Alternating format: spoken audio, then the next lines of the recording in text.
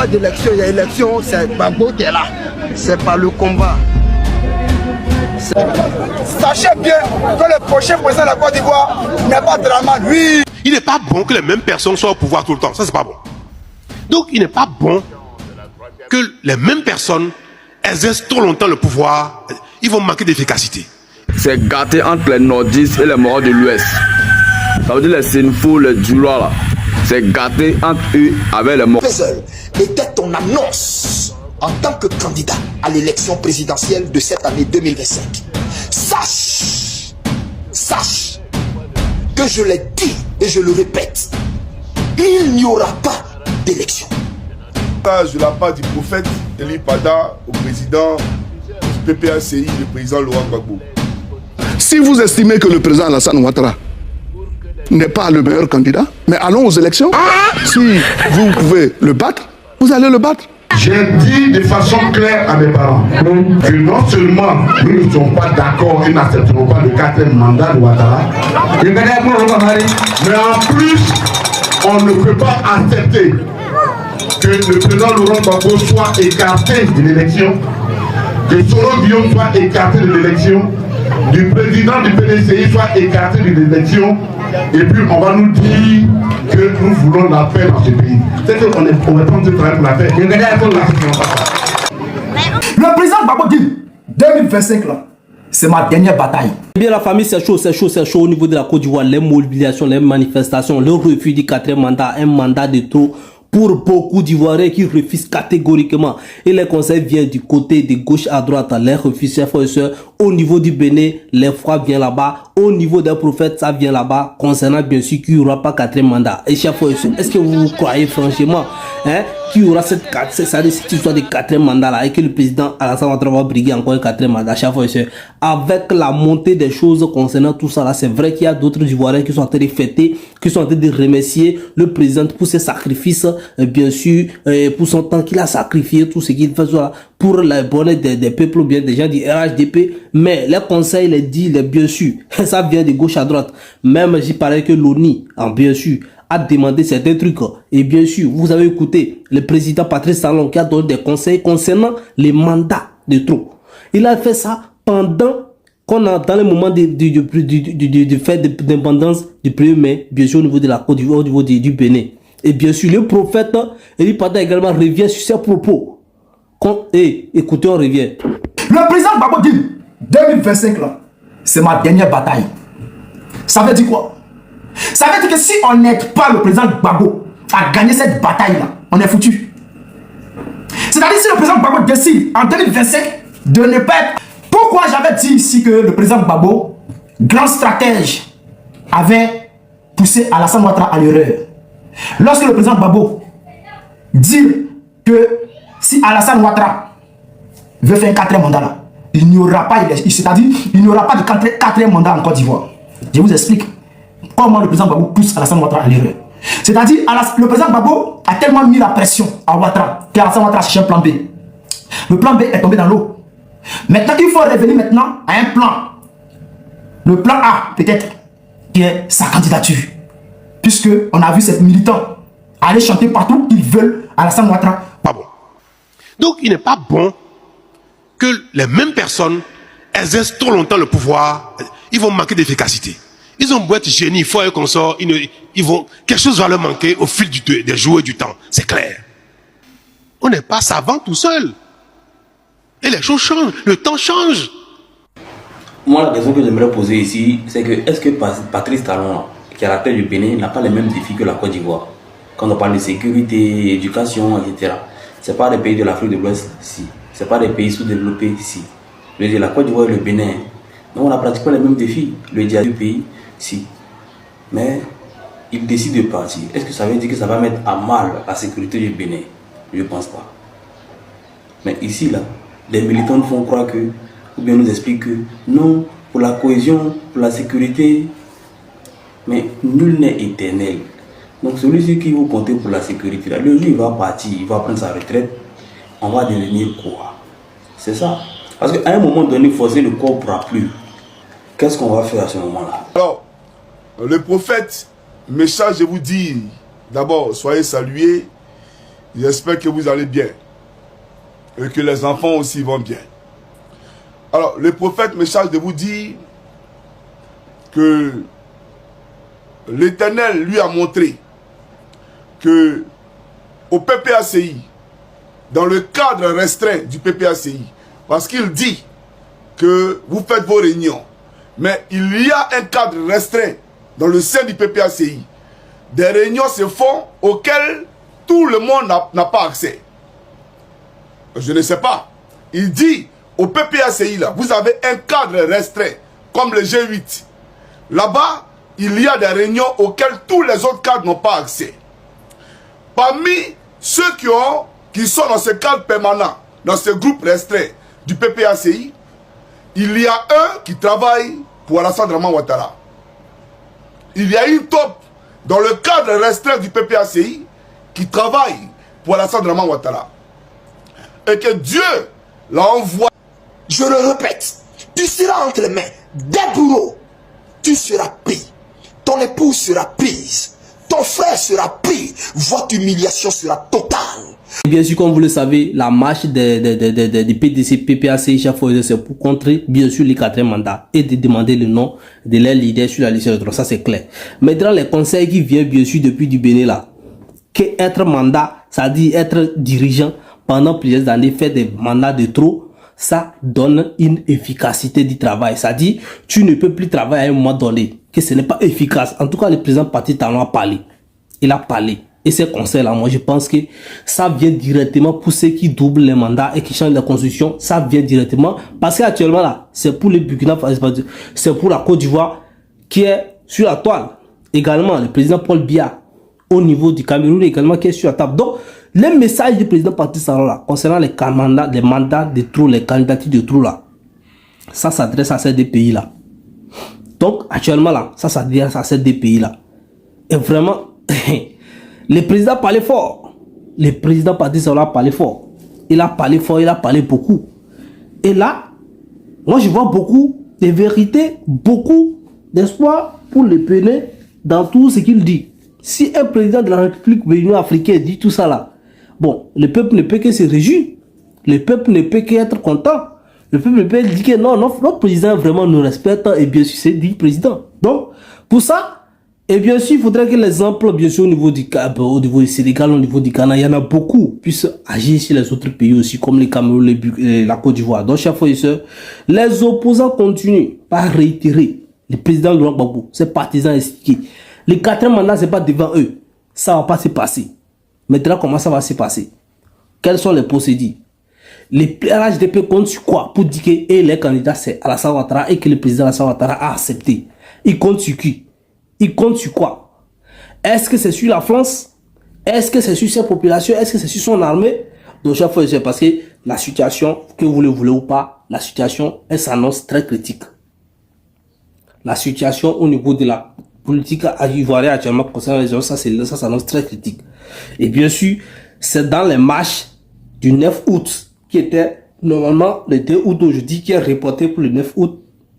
C'est là-bas, on va voir maintenant les forces de frappe. La détermination de l'opposition également du président Alassane Ouattara, le président Guillaume Soro, le président du PDC également. Donc, ça là, le président Guillaume Soro ne s'est pas tué là-bas. Hein. Lui-même, vous connaissez sa position déjà. Il est déjà avec le président de Gbagbo. Donc, il y a une stratégie qui est mise en place. Il y a une stratégie qui est mise en place déjà. Le président de Gbagbo dit que lui, il est en train de jouer, il est en train de faire son dernier combat. Et mandat là, mandat 2025 que lui veut là. C'est pour faire ça, c'est pour finir le travail et de préparer maintenant pour les autres. Ça dit, il sait bien que c'est la dernière qu'il veut faire ça. Donc, il demande. Votre humiliation sera totale. Votre image fera le tour du monde. Et l'on te verra. Et tu auras uriné sur toi dans ton pantalon. Retiens cela, écris et garde-le. Parce que je le répète, tu urineras sur toi dans ton pantalon et l'image fera le tour du monde. Tu sauras ainsi que moi l'Éternel, j'ai parlé. Tu sauras que moi l'Éternel, j'ai parlé. Je ne dirai rien d'autre. Je ne te donnerai aucun indice. Je ne parlerai plus sur ta nation. Car Moi l'Éternel que tu as défié en narguant ce peuple.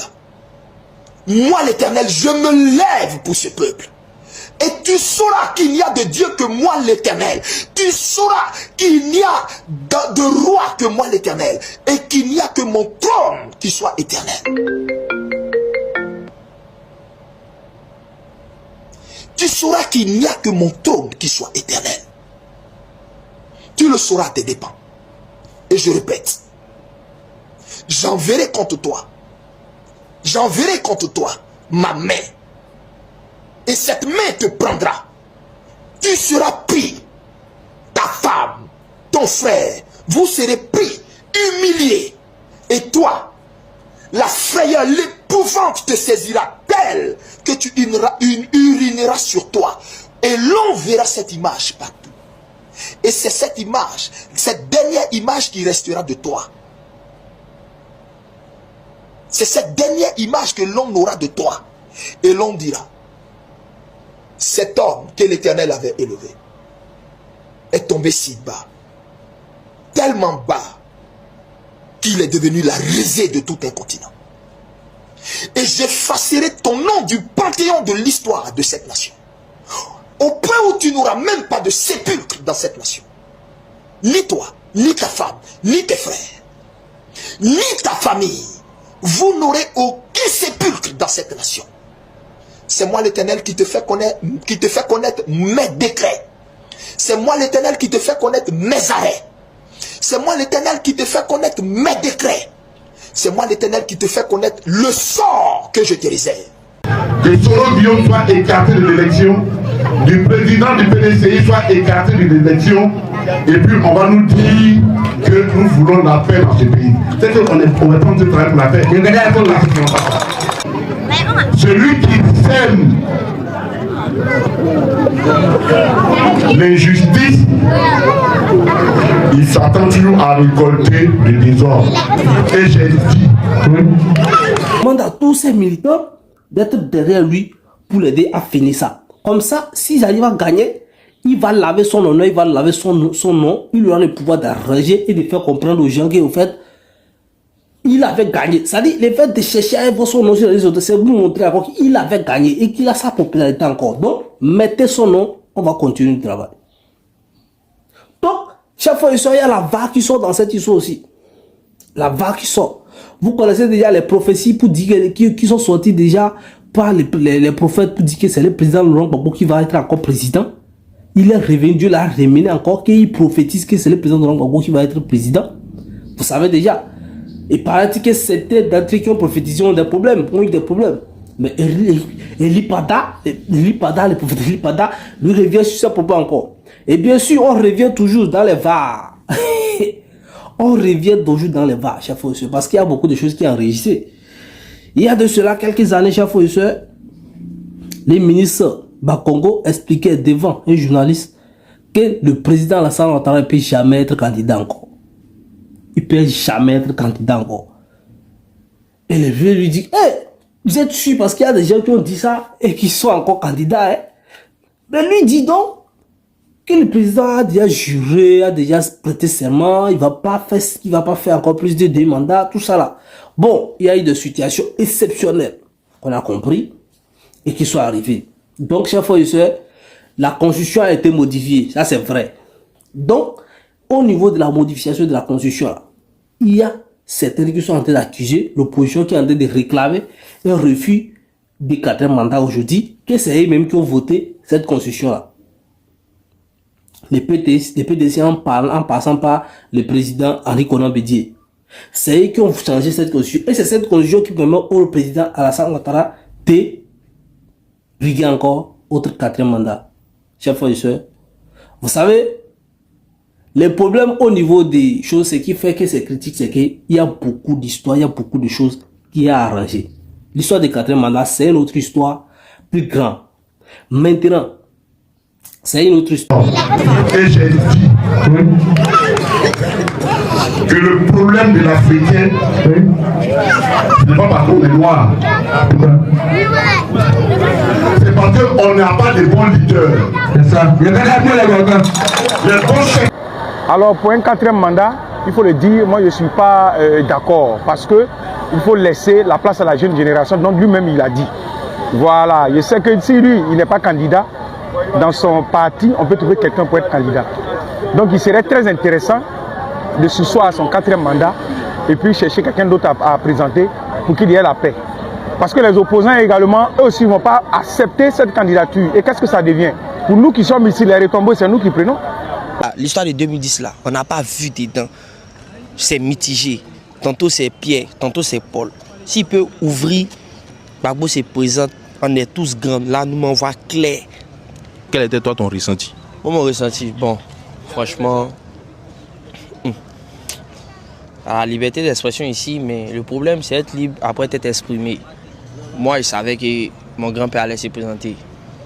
Mais actuellement, ce que tous les gens lui reprochent, c'est d'être fair play, quoi, de laisser les autres se présenter aussi. Voilà, moi, je savais personnellement. Et puis moi, il n'y a pas de problème avec sa gouvernance. Il gouverne très bien depuis son arrivée de Cannes. L'année prochaine, la Coupe du Monde. Mais je pense à tout ça là. Voilà, sur le plan scolaire aussi, la Côte d'Ivoire a eu une hausse. Voilà, il y a de l'évolution, hein. Bien vrai, en critique, j'ai voyagé, je suis parti à Boafli, à Oumé. J'ai vu ça travaille de l'intérieur, goudron, comme on appelle, lampadaire. Moi, il n'y a pas de souci avec sa gouvernance. Hein. Il y a une certaine évolution. La Côte d'Ivoire a pris un cran sur le niveau politique, économique et éducatif. Moi, j'aime très bien sa gouvernance. En aucun cas, je suis d'accord avec... je suis contre. Mais j'aime Gbagbo aussi, hein, parce qu'il a grandi, tout le monde parle de Gbagbo. Il dit, quand Gbagbo gouvernait, moi, j'étais tuche, primaire.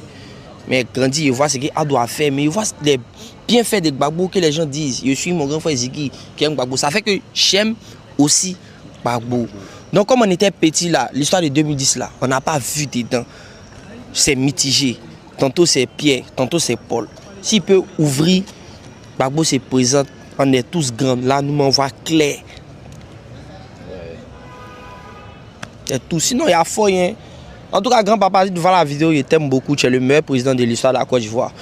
Termine, c'est que Oufou a commencé.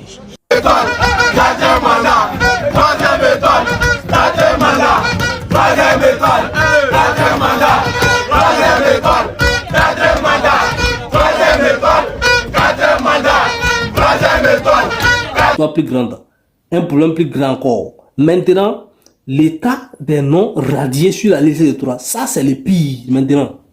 Donc tout est calculé, la stratégie, tout est calculé. Tout est calculé. Mais ce qui nous inquiète, nous, c'est vrai que c'est la politique qui joue tout cela. Mais est-ce que la politique là joue là? Est-ce que ça va pas jouer avec la vie des gens? Voyons. Donc, chers frères et sœurs, vraiment, ceux qui sont en train de fêter, sont en train de mobiliser, donner leur espoir, donner leur soutien au président Alassane Ouattara. Et bien sûr, moi je pense que si c'est le cas, d'accord, ils ont accepté que son candidature soit bien. Rien n'est pas accepté. Même s'il est candidat, chef officier, moi je pense que non, la plus grave des choses, c'est de bloquer les autres à ne pas être candidat. Hein.